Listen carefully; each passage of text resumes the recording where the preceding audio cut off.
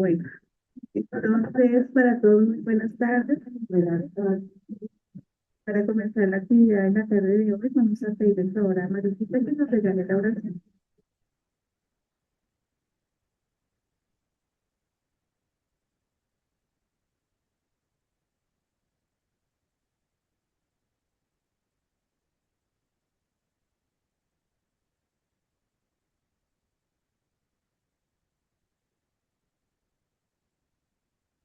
Buenas tardes para todos. Esta tarde nos disponemos para hacer la oración para iniciar nuestro trabajo del día de hoy.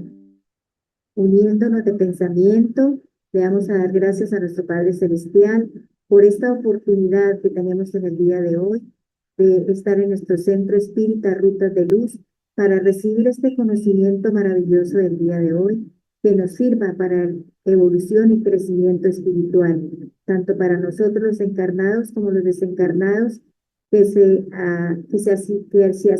asisten a este evento para que ellos puedan recibir la mayor luz y claridad que tanto necesitamos en este momento. Hoy, Señor, humildemente oramos por todas las necesidades del planeta la Tierra, especialmente por los más necesitados, por los que están enfermos, por aquellos seres que se encuentran solos, pero que la bondad y la misericordia de nuestro Padre, con su divino pensamiento, los puede armonizar y dar esa esperanza de consuelo para seguir en este camino que nos toca recorrer. Gracias, Señor, le damos por enviarnos al Maestro Jesús, por ser nuestro guía y modelo del planeta la Tierra. Y a todos los venerables maestros que nos acompañan en nuestras tareas, también darles las gracias por su compañía, por su amor y su bondad. Enviamos los mejores pensamientos de luz y armonía para todos nuestros familiares y amigos que se encuentran en la patria espiritual, para que ellos también puedan recibir este bello conocimiento en la tarde de hoy. Gracias, Señor, le damos por todas las bendiciones, por todo lo que nos da día a día y especialmente, Señor, por la oportunidad de este bello conocimiento que nos ayuda a crecer espiritualmente. Que la paz y el amor siempre estén en cada uno de nosotros y que así sea. Gracias.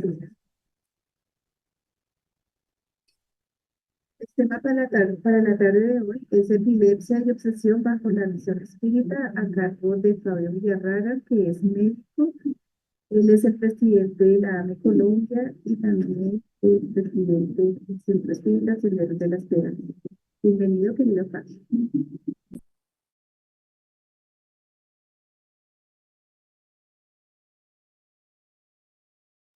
Tienes el micrófono apagado. Bueno, buenas tardes. ¿Podemos presentar ya? Sí, ya puedes presentar. Ok.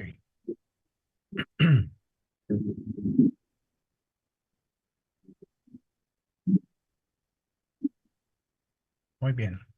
¿Ahí se está viendo bien? Sí, pues, Ok.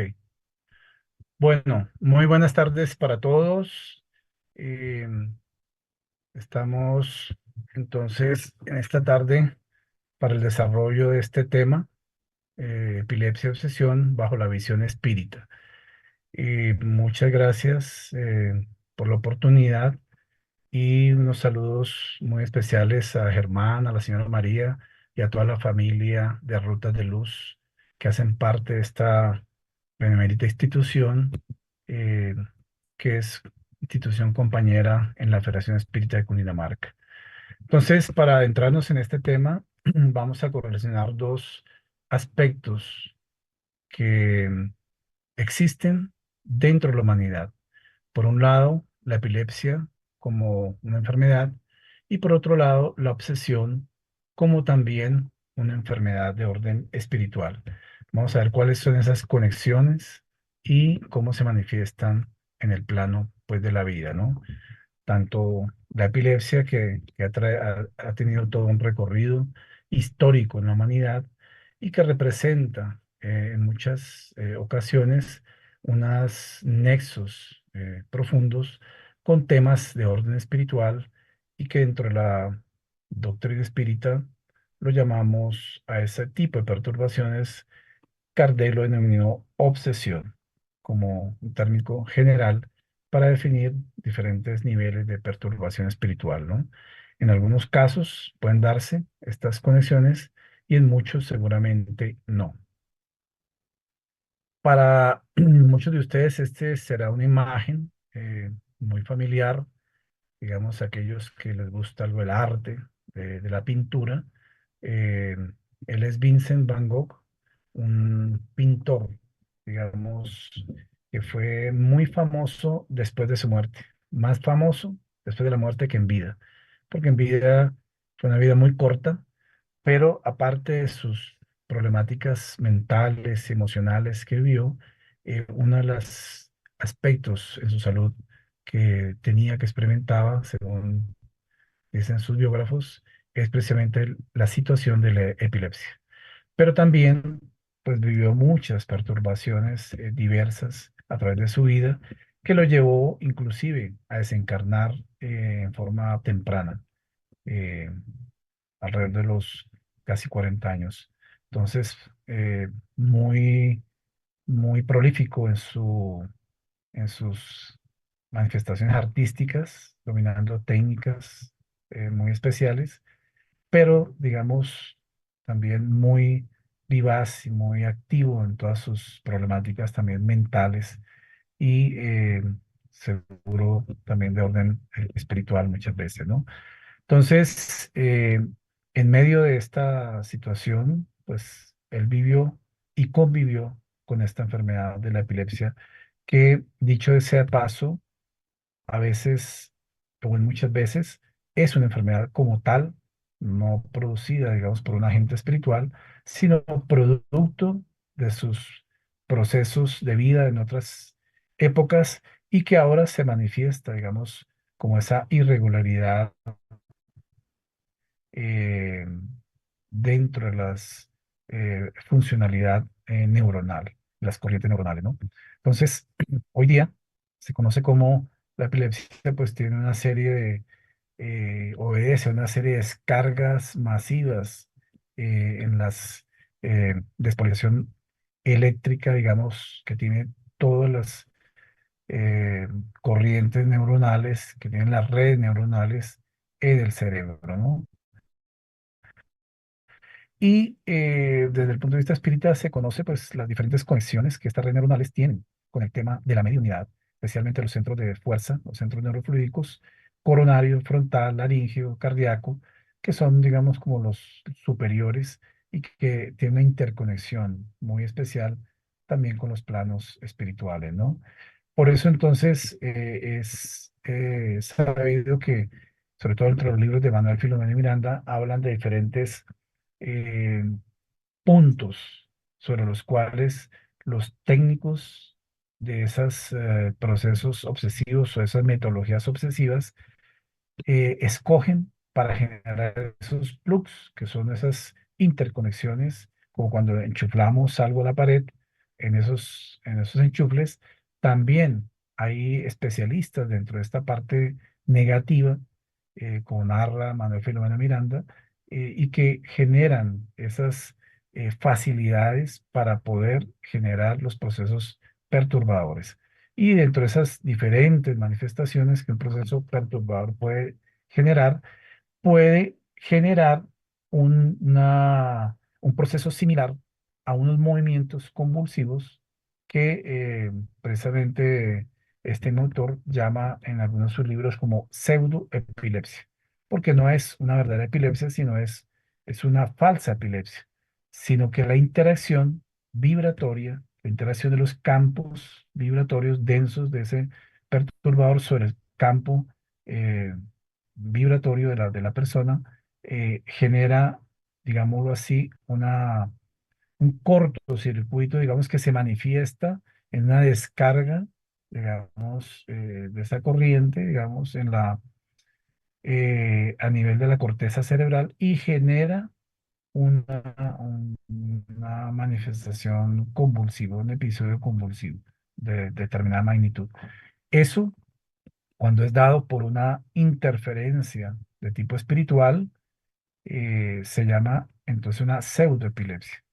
Pero, digamos, para la parte clínica es muy difícil diferenciar cuando en el trasfondo de una proceso epiléptico hay una contraparte espiritual, ¿no?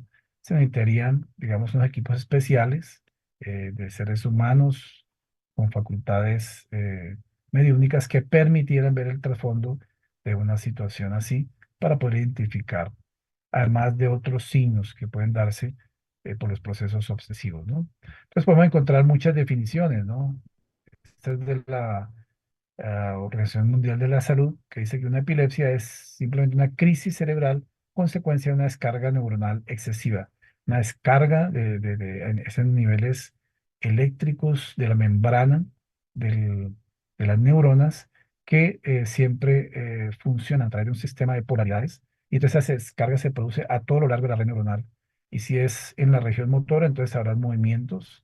Si es en otras regiones, habrán otro tipo de movimientos también, dependiendo del área que se toque, ¿no?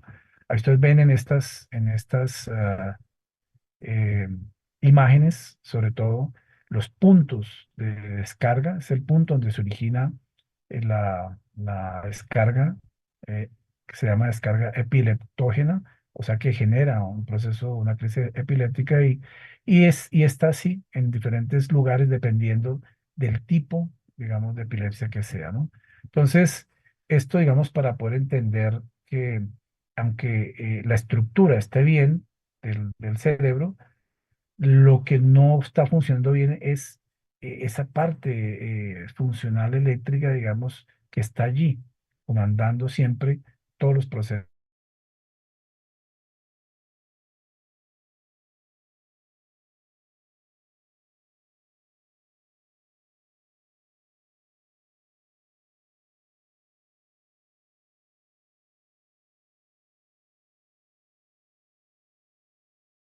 de neuronas a nivel cerebral.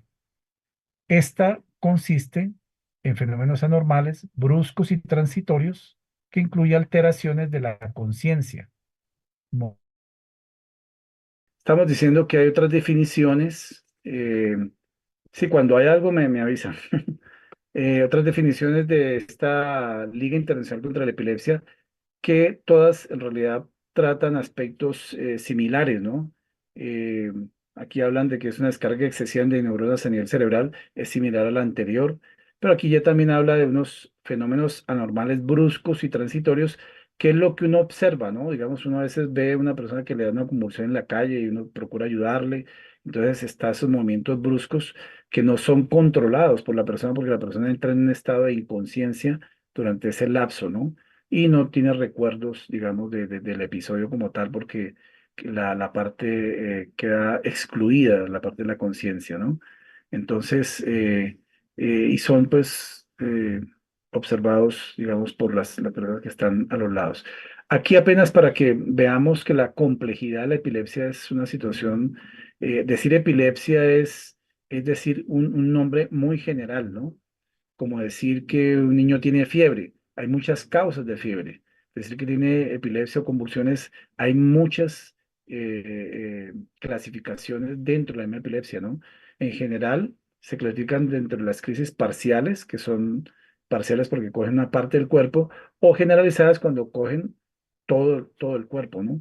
Entonces, cada uno de esos nombres, cada uno de esos renglones, pertenece a un tipo de epilepsia, a un tipo de epilepsia que se ha clasificado de esa forma. Entonces, démonos cuenta que el fenómeno es un poco complejo, digamos, en su análisis y en su clasificación.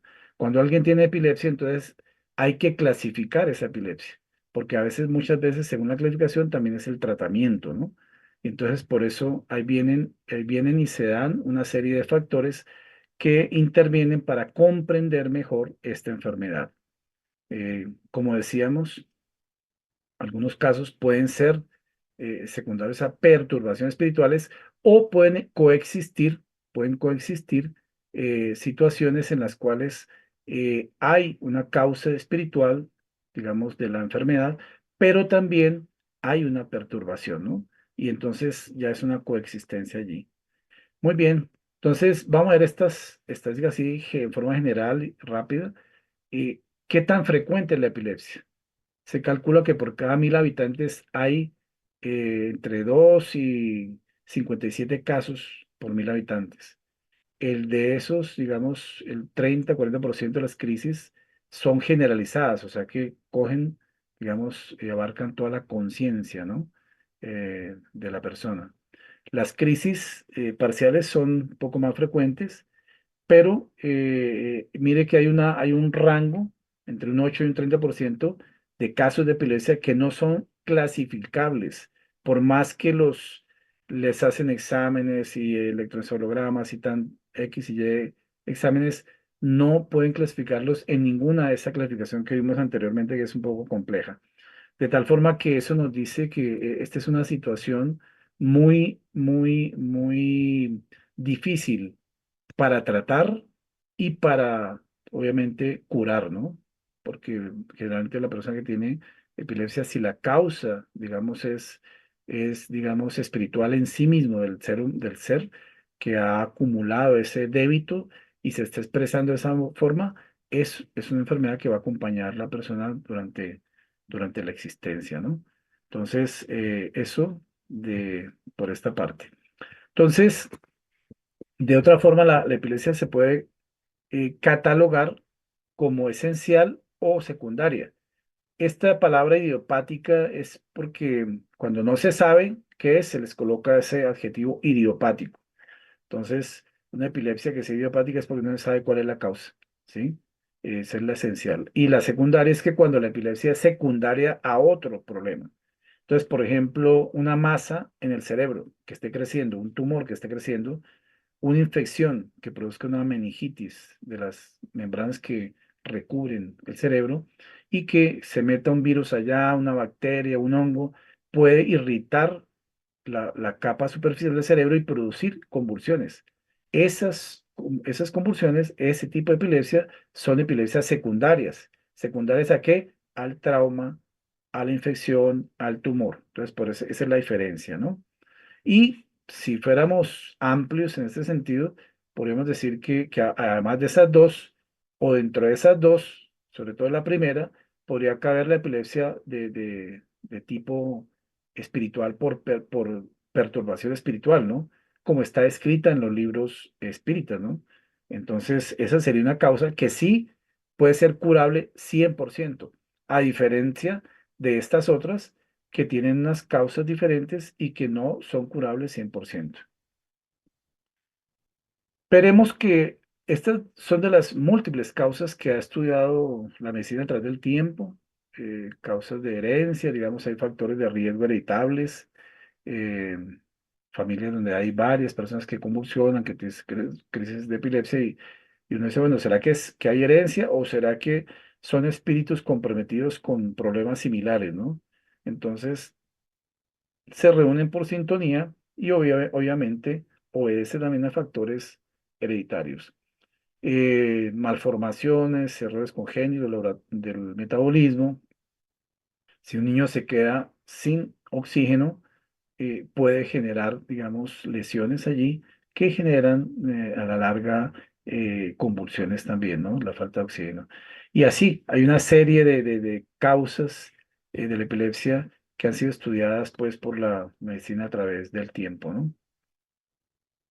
Si uno mira ya en la comparación con el tema de la obsesión, entonces ya sabemos que desde el punto de vista etimológico, la palabra obsesión significa simplemente persecución, impertinencia o vejación, desde el punto de vista etimológico. Pero desde el punto de vista de la psicopatología, si uno ahí le pregunta a un psicólogo, a una psicóloga, ellos ya tienen, digamos, el término obsesión elaborado desde esa escuela psicológica, ¿no? Entonces, ahí se habla, pues, de que es una idea fija en alguna cosa que genera un estado mental enfermizo, generando manías o actitudes extrañas. Y esto, pues, es decir, es una definición que no es espírita, es de la psicología, de la psicopatología, ¿no? Pero si vamos a la doctrina espírita, aquí encontramos nuestra definición de obsesión, que es diferente a las anteriores, ¿no?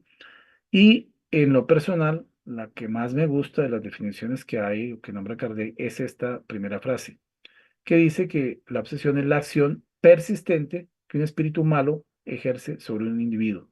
Entonces, ahí tiene por lo menos cuatro características que deben ser absorbidas, deben cumplirse para que lo que se está analizando se considere como una obsesión. Primero, que es una acción y que sea persistente. Si la acción no es persistente, pues no es obsesión. Cualquiera puede tener en un momento dado un mal pensamiento, influido y tal, pero si no es persistente, no se configura la obsesión. Segundo, que sea un espíritu malo, porque si no es un espíritu malo, imperfecto, pues entonces puede recibir, digamos, intuiciones, cosas de los espíritus guías, protectores, obviamente ese es otro tipo de influencia, entonces tiene que ser, tiene que ser una acción, tiene que ser persistente, tiene que ser por un espíritu malo, o sea, imperfecto, y que se ejerce sobre un individuo, o sea, sobre otra persona, sobre otro ser humano, sobre otro espíritu. ¿Sí? Entonces debemos cuenta que hay por lo menos cuatro características, ¿sí? Basados en esta definición kardeciana de la obsesión, entonces uno se pone a mirar que hay autores que no son, digamos así, kardecianos, fueron de la época posterior a Kardec y que han publicado obras que hablan sobre la autoobsesión y que como un proceso, digamos, que la persona puede autoobsesarse. Desde el punto de vista semántico y preciso de Kardeciano, podemos decir que la autoobsesión no existe. ¿Por qué? Porque Kardec nunca habló de la autoobsesión. Kardec habló de la obsesión. Y si le aplicamos la definición de obsesión a lo que esos autores llaman autoobsesión, pues no, simplemente eso no es ninguna obsesión. Porque, digamos, tiene que ser una acción persistente, que un espíritu malo y entonces resulta que en la autoobsesión es la misma persona que está obsesionando a sí misma, ¿sí? Ejerce sobre un individuo, o sea, sobre otro ser, y ahí en la autoobsesión es el mismo con el mismo. Así que eso no aplica. Esto como un paréntesis para entender la diferencia que hay entre obsesión, definida kardecianamente, y lo que llaman autoobsesión, algunos autores que seguramente no han revisado bien estas definiciones que aparecen en las obras de la codificación, ¿no? Entonces, ahí después Kardec clasifica la obsesión, pues obviamente en los tres niveles que ya todos conocen, obsesión simple, fascinación y subyugación, y solamente para decir para las personas que de pronto escuchan esto por primera vez, que los niveles de perturbación espiritual pueden tener varios grados, pueden ser desde las ideas simples, ¿sí? Donde la persona no está afín con esa idea que le está llegando, hasta un nivel donde ya su convencimiento de esa idea se vuelve como parte de su propia hábito mental y entonces entra en esa etapa de fascinación, está fascinada con la idea, digamos, que le está llegando y al final, cuando hay un control de los centros motores, entra en ese proceso de subyugación que habla Kardec, cuando ya la persona no puede controlar, digamos, su parte inclusive motora, ¿no? Entonces, es el dominio que hace, digamos, el espíritu sobre la voluntad de la persona obsesada, controlando los centros motores, y ahí, digamos, pues hay una completa manejo, no solamente del cuerpo, sino de la mente de la persona, en cuadros que para nosotros, o para aquí, para la medicina, podría ser cuadros totalmente psicóticos, ¿no? Que eso ya es otro campo diferente, ¿no? Entonces, también dentro de estas obras espíritas hay otras definiciones para la epilepsia, ¿no? Cuando le preguntan a Emmanuel sobre este tema, entonces Emmanuel en ese libro de Lecciones de Sabiduría responde que la epilepsia es la llamada disritmia cerebral. Esto es porque en realidad cuando una persona está en una crisis epiléptica o está en unas convulsiones y le están tomando un electroencefalograma, va a haber una alteración del ritmo de las ondas cerebrales.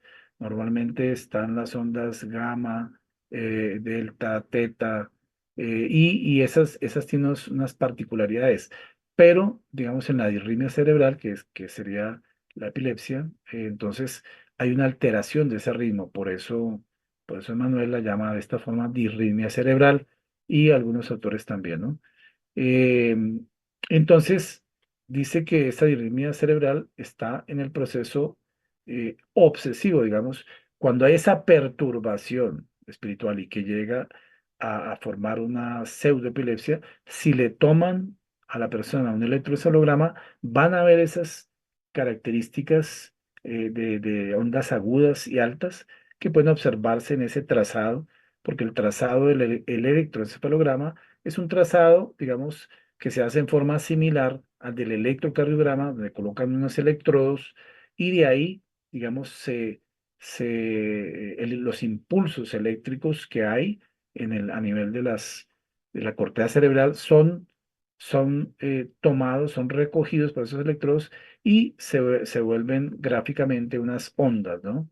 Entonces, si las ondas son regulares, hay una arritmia, hay un ritmo cerebral determinado, pero cuando eso está alterado hay una disritmia cerebral y eso es lo que Emmanuel dice es la epilepsia, ¿no? Entonces, le preguntaron a Emmanuel que si la epilepsia si era siempre resultado de un proceso obsesivo. Y mire lo que dice muy sabiamente Emmanuel, ¿no? Entonces, Emmanuel dice, pues a veces sí, otras veces no. Entonces, lo que quiere decir que no siempre, obviamente la epilepsia está, digamos, secundada por procesos espirituales, ¿no? De perturbadores que generen esa situación. Entendemos, sin embargo, que el proceso nervioso está presente en todos los fenómenos considerados epileptoides, el problema nervioso como tal, ¿no? Y así, entonces, es una aproximación a la comprensión multidimensional de la epilepsia en esta visión espírita, ¿no? Entonces, por eso pueden haber, digamos, epilepsias, como decía aquí al final, sin la presencia de un espíritu obsesor. Porque eso qué quiere decir? Que la epilepsia es una enfermedad como cualquier otra enfermedad también, y que se manifiesta con convulsiones. Entonces, y esas convulsiones no obedecen a ninguna presencia de un espíritu perturbador. Hemos visto espíritas, digamos, que cuando alguien convulsiona, se acercan al pases el objetivo de erradicar el espíritu obsesor y no se ha hecho un diagnóstico espiritual de saber si esa epilepsia es secundaria a un proceso perturbado espiritual o es una epilepsia, digamos, que es propia, digamos, de causa orgánica por problemas, digamos, o situación del pasado de la misma persona y no corresponde a un problema, digamos, de perturbación espiritual, ¿no? Entonces, André Luis, en Dominios de la Mismidad, también habla de casos, ¿no? Y habla del caso de Pedro y el obsesor que lo dominaba, parecían fundidos uno en el otro, dice. Eran dos enemigos en lucha feroz. El ataque epiléptico se instaló con toda su sintomatología clásica, movimiento tónico, clónico, ese es lo típico de la epilepsia generalizada, la cabeza extendida hacia atrás, desviación de los ojos, relajación de esfínteres, todo simula una epilepsia tipo gran mal, como se llama. Vengarme, vengarme, haré justicia por mis propias manos, decía el espíritu perturbador, el obsesor. Y entonces era la forma como se manifestaba físicamente, porque le afectaba todo su sistema de las redes neuronales cerebrales, ¿no? Y entonces se constató, en este caso, que el corte cerebral estaba envuelto en una oscura masa fluídica. Esa masa fluídica, digamos, era la densidad vibratoria del perturbador, y Aulus diagnosticó, es la posesión completa o la epilepsia esencial, ¿sí? Entonces, digamos, ahí estamos viendo que se mezclan, digamos, los conceptos de la medicina física con los de la medicina espiritual que André Luis maneja, pues muy bien, ¿no? Y entonces dice André Luis, todas las células del córtex, o sea, la corteza cerebral, sufren el bombardeo de emisiones magnéticas de naturaleza tóxica. Esa masa densa fluídica era la que estaba haciendo ese bombardeo, esas emisiones, y los centros motores están desorganizados, por eso los movimientos irregulares, todo el cerebelo está empastado de fluidos deleterios, la persona pierde el equilibrio, se cae al suelo, porque el cerebelo es el que controla el equilibrio de la persona y la coordinación de los movimientos. Entonces, eso se pierde y obviamente van van a caerse. Y las vías del equilibrio aparecen completamente perturbadas, ¿no? Entonces dice André Luis, como médico espiritual en los dominios de la divinidad, que sí, presenciamos un ataque epiléptico, según la definición de la medicina terrestre, que ya lo hemos visto. Sin embargo, estamos impulsados a identificarlo como un trance mediúnico de bajo tenor, por cuanto verificamos aquí la asociación de dos mentes desequilibradas que se prenden a las telas del odio recíproco. Entonces, claro, una cosa es estar viendo el episodio de las convulsiones desde este plano de la vida, con estos sentidos físicos limitados, y otra cosa es estar viendo ese mismo episodio desde la dimensión espiritual con la magnitud y la multidimensionalidad que un médico como André Luis puede observarlo de esa dimensionalidad, ¿no? Y dice él que auxiliado por la oración de Celina y dos amigos espirituales, el perseguidor entró en anestesia leve y con eso Pedro reposó en un sueño profundo y reparador y el obsesor, semi adormecido, fue conducido a un local de emergencia. Claro, para estos casos, de estas atenciones para perturbaciones, se necesita de ese concurso de estos espíritus que colaboran para ayudar a retirar este espíritu.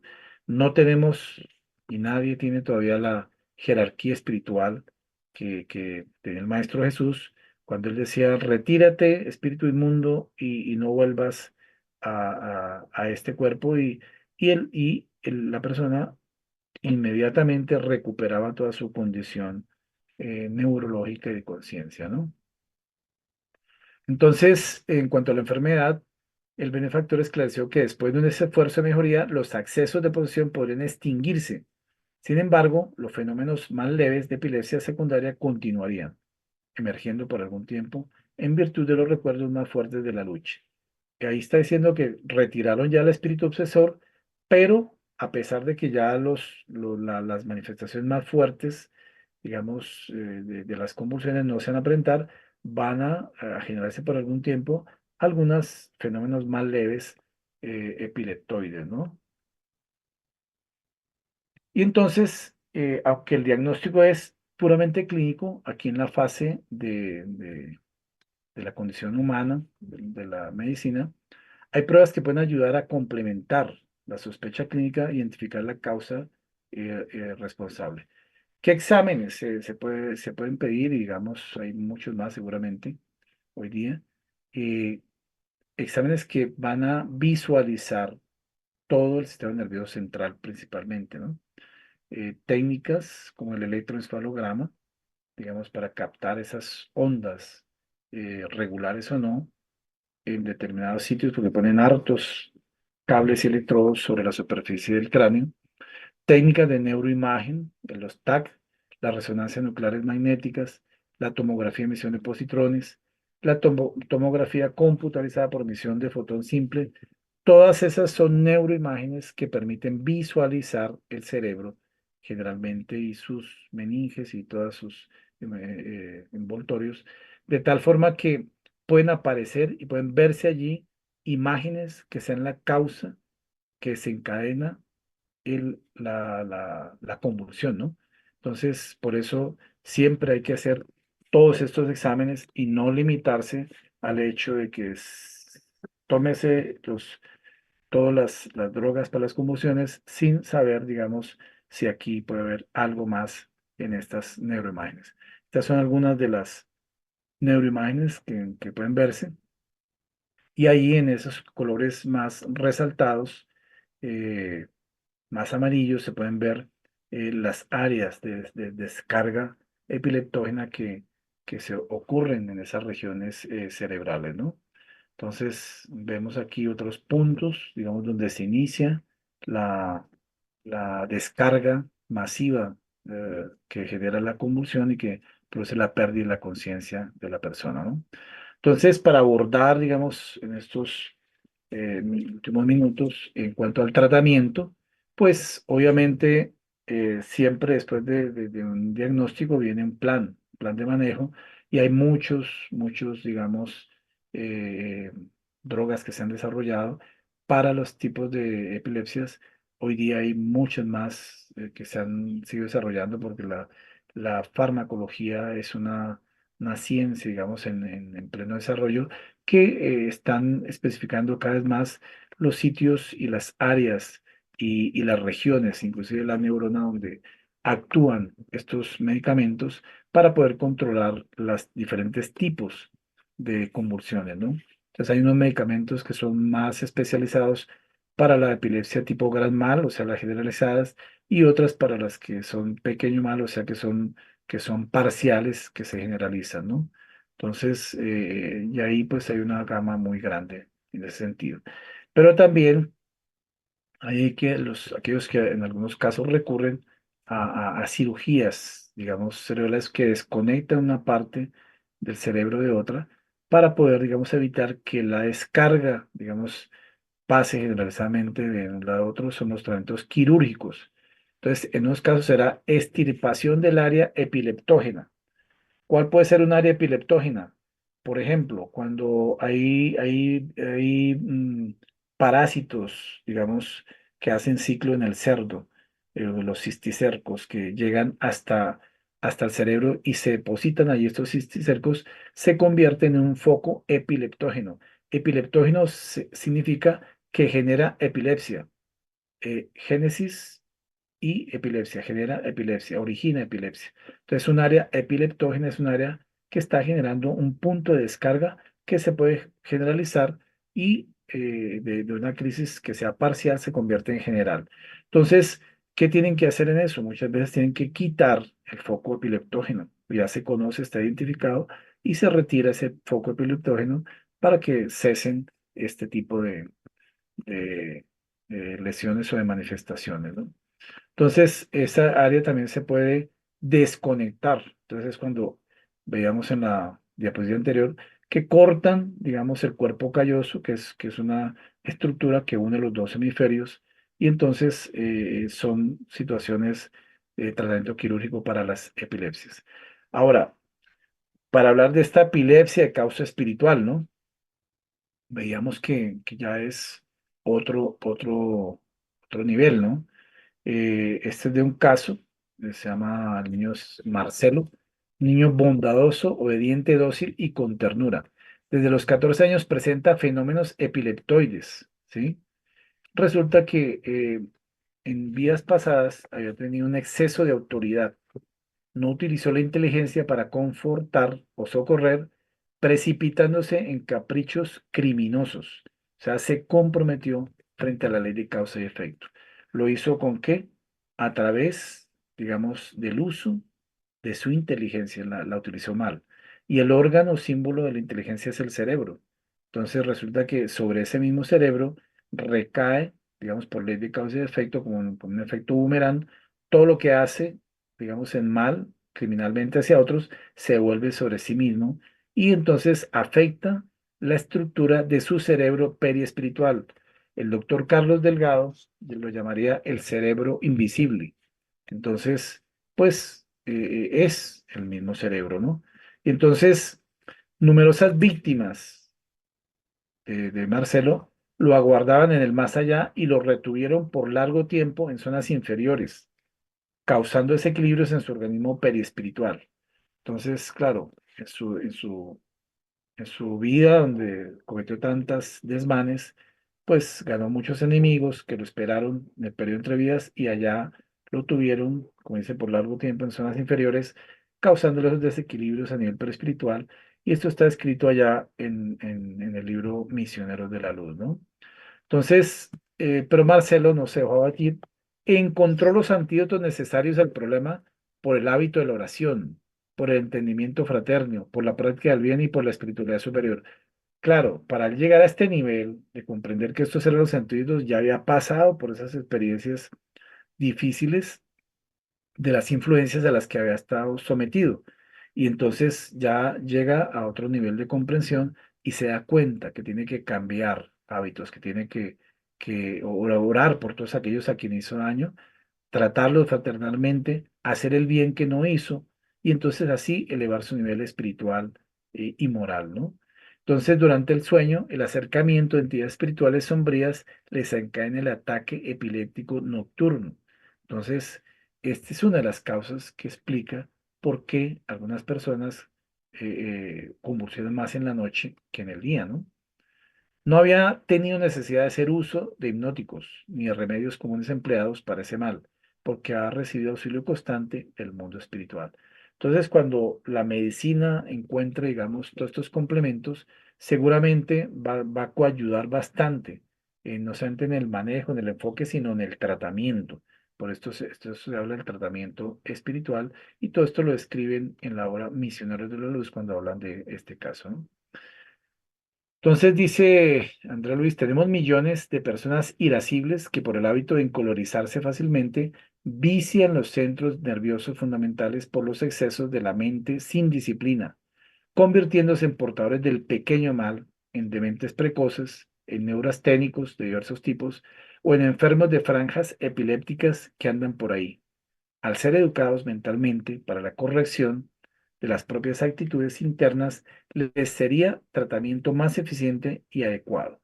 Entonces, por eso, todas estas enfermedades no se curan, digamos, solamente con pastillas, con anticonvulsivantes, se curan también, digamos, corrigiendo las propias actitudes internas. Para cada quien entonces será un tratamiento personalizado.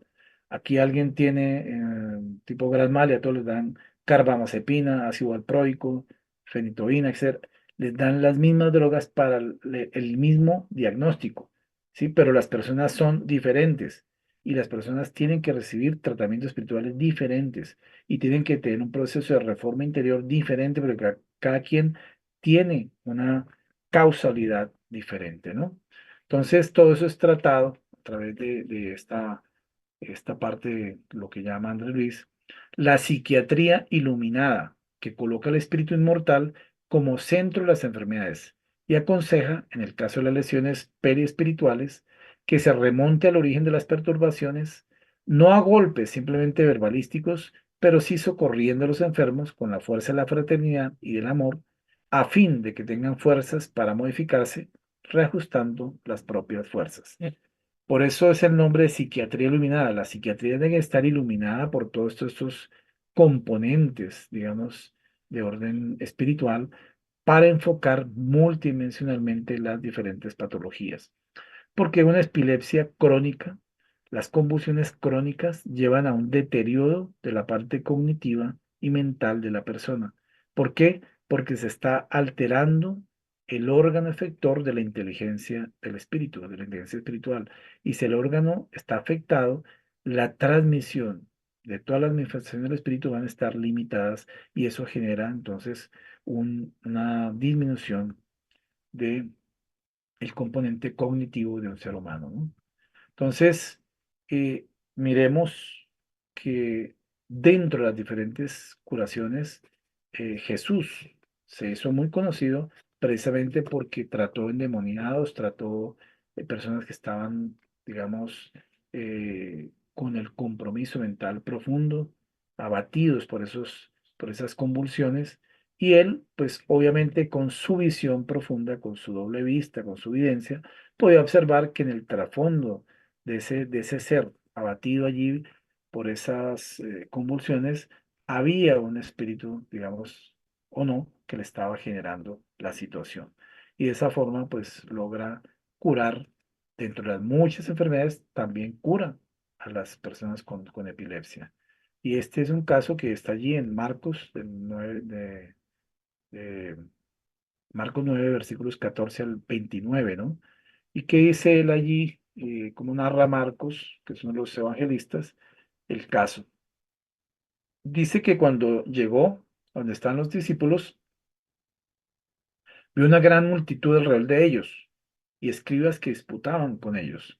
Y enseguida toda la gente viéndole se asomó y corriendo a él le saludaron. Él les preguntó, Jesús les preguntó, ¿qué disputáis con ellos?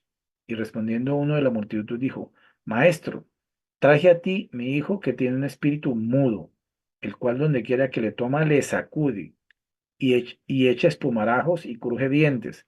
Cuando uno ve esta descripción bíblica, sacudidas, espumarajos, crujir de dientes.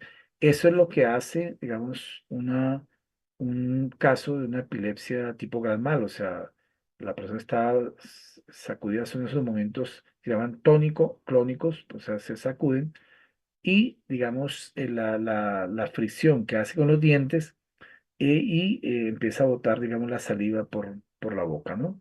Entonces, le dije, dice allí en Marcos, y dije a tus discípulos que lo echasen fuera y no pudieron, en lo que estaba referenciando la persona que se dirige a Jesús, ¿no? Y entonces, respondiendo, él les dijo, o sea, Jesús les dijo, o, digamos, generación incrédula, ¿hasta cuándo he de estar con vosotros? ¿Hasta cuándo os he de soportar? Traédmelo. Y se lo trajeron. Y cuando el espíritu vio a Jesús, sacudió con violencia al muchacho. Cuando dicen aquí el espíritu vio a Jesús, es el espíritu perturbador, no es el espíritu obsesor.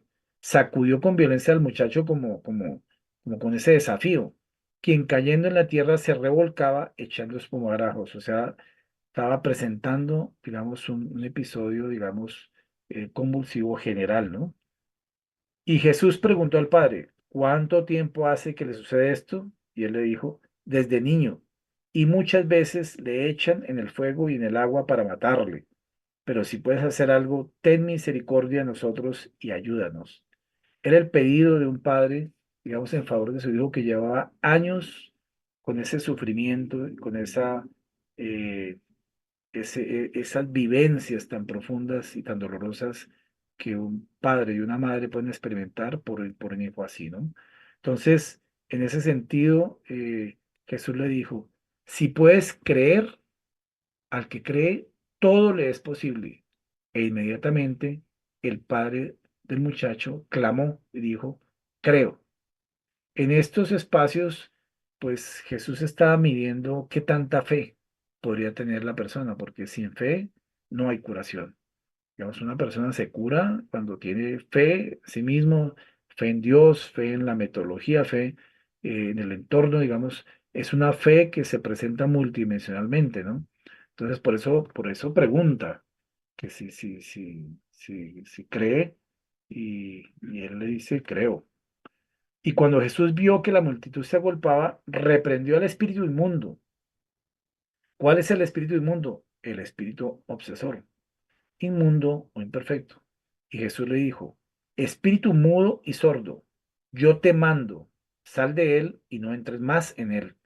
Esa era una orden imperativa, pero profundamente amorosa, con la cual Jesús se dirigió directamente al Espíritu y su influjo vibratorio, pues era muy fuerte. Obviamente la jerarquía espiritual de Jesús hace que estos espíritus se minimicen, digamos, y obedezcan ante esta autoridad moral, ¿no?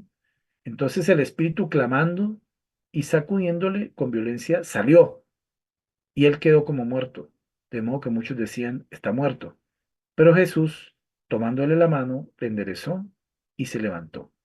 Todo esto es simbólico, es una cosa simbólica también que nos ayuda a entender cómo Jesús puede darle la mano a un ser humano, a la humanidad, en esta y en cualquier circunstancia.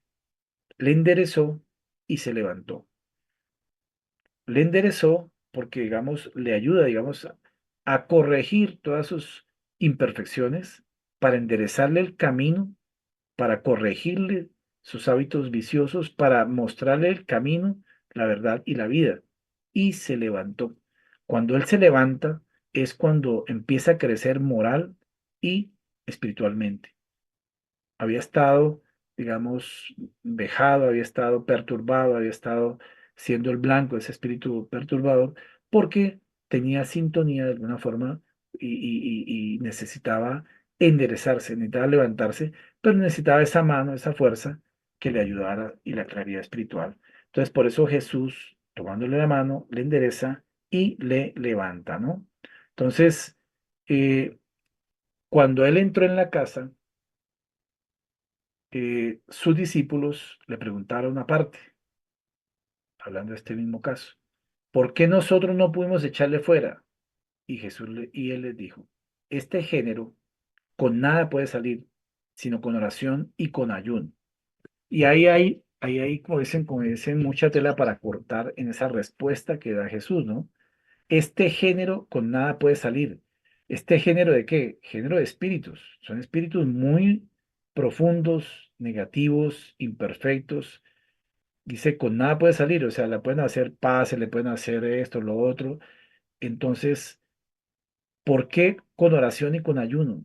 Porque el estado de oración del Maestro Jesús y, digamos, no es un ayuno físico de quedarse días sin comer, sin desayunar, no, es un ayuno espiritual, ayuno de todas las tendencias y las pasiones materiales, ayuno de todas las imperfecciones humanas para poder, digamos, alimentar su alma, su espíritu de todo aquello que le permita crecer moral y espiritualmente.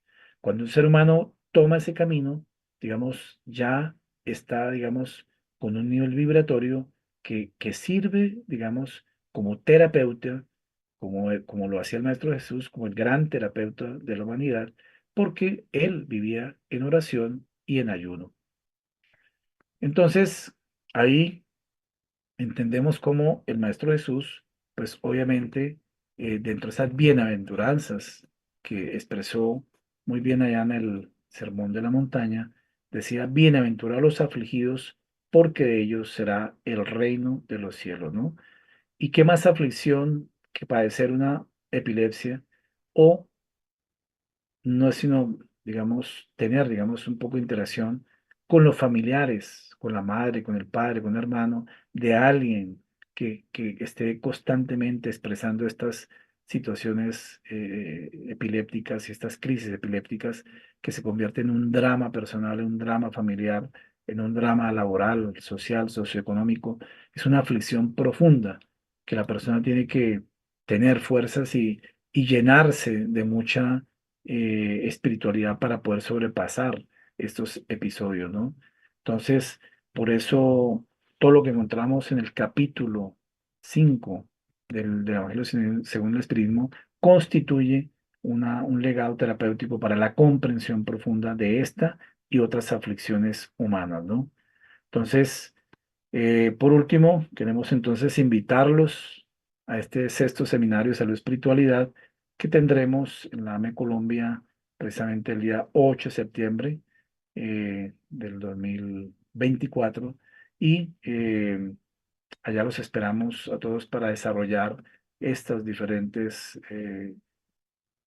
conferencias que van a ser presentadas por miembros de nuestra asociación y también tres personas invitadas, entre ellas Divaldo Pereira Franco, que ya eh, tiene lista su conferencia sobre ciencia, espíritu y salud, integrando conocimientos para el bienestar. Y también invitamos al al doctor Carlos Delgado, que nos va a desarrollar este tema de la medicina de Jesús, precisamente.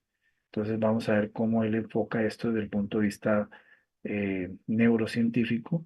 Y por último, para cerrar todo el seminario, invitamos al doctor José Pucci, que es un psiquiatra eh, especialista en varias áreas, especialmente en esta parte de la meditación, y él nos va a hablar sobre el arte de la presencia para hacer un ejercicio al final de mindfulness y espiritualidad en la vida diaria, ¿no? Entonces, los esperamos con mucha alegría a todos para compartir este seminario de salud y espiritualidad. Muchas gracias a todos y si de pronto hay alguna inquietud, alguna pregunta, con mucho gusto. Bueno, vamos entonces, a nombre de quienes están acá presencialmente, como los que están en la plataforma, agradecerle a Fabio por el esfuerzo que ha hecho, porque él iba a viajar mañana para realizar un evento en la Federación Centro-Occidente, de la FESCO, y le anticiparon el vuelo y sale esta tarde. Entonces, esa es la razón por la cual no estuvo presencialmente acá con nosotros y tuvo la nobleza y la caridad de llamarme y decirme, no puedo presencialmente, por favor, dígale eso a los hermanos que estaré virtualmente de todas maneras acompañándolos. Entonces, a nombre de todos, querido Fabio, muchísimas gracias. Sabemos del gran esfuerzo que está haciendo. Sé que también tiene que salir ya para el aeropuerto. Esa es la razón por la cual no está presencialmente acá en Ruta de Luz. Un abrazo muy fuerte a nombre de todos nosotros y para todas y todas. Muchas gracias. Buen día. Bueno, los esperamos el próximo sábado. Que pasen un feliz fin de semana.